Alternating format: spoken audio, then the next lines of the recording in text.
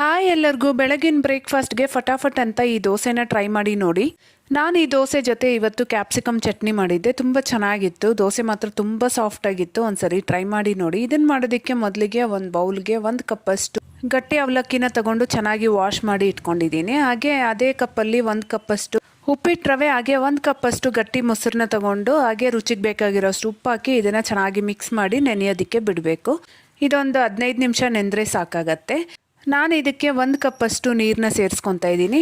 ಇದನ್ನು ಈಗ ಎಲ್ಲ ಚೆನ್ನಾಗಿ ಮಿಕ್ಸ್ ಮಾಡಿಕೊಂಡು ಒಂದು ಮಿಕ್ಸರ್ ಜಾರ್ಗೆ ಹಾಕ್ಕೊಂಡು ನುಣ್ಣಗೆ ರುಬ್ಕೋಬೇಕು.